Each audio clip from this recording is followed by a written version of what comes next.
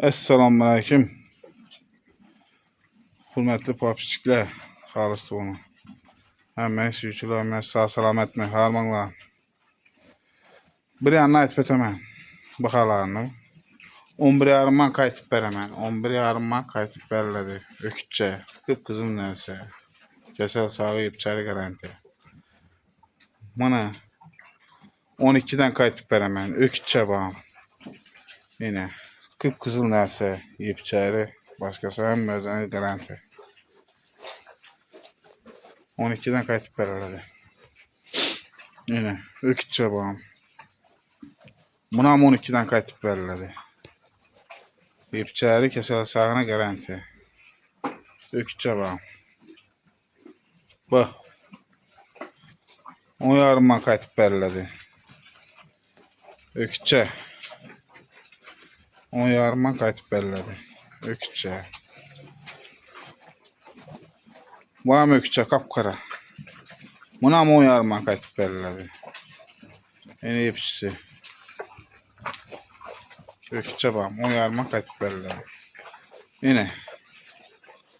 Ökütçə bağım. Kapkara neyse. Bunu 11 yarımdan kayıtıp veremem.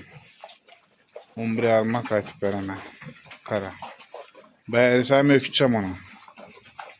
Bunu hamısı 11 yarımdan kayıtıp verildi. 11 yarımdan kayıtıp verildi. Ökütçə bağım. Bundan bağını 10'acım bu. 10'acım. Yine.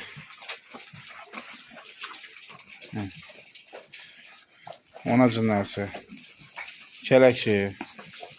Şah yok bunda omotama. Keleki neyse.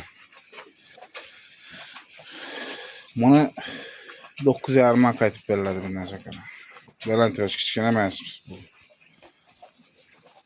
Bunu 8'den kayıtıp verildi. Bunu 8'den kayıtıp verildi. Bu ama 10'acım bu. Yine bu. Bunu 83'ten kayıtıp verildi. 83'ten kayıtıp verildi. Bu 10'acın. Qalan həmməsi ökütçə bulan. Şu 1 metreden 1.10 atrafında ökütçələr. 1 metreden 1.10 atrafında ökütçələr. Gelişip verəmək, qımmat verəmək. Gerekmir. Bakıcılar zəssindir. Görün, bemalal müracaat verin ya. Bemalal. Bemalal. Hiç olanıp oturmayın müracaat verin ya. Burada onu nəsələr.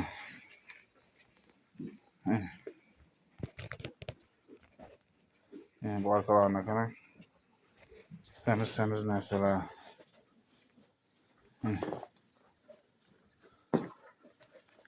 Görün ortaklar. Bir malal müracaat verin ya. Bir malal. Burada onun mesela 1 metreden 1.10 atrafında özellikle.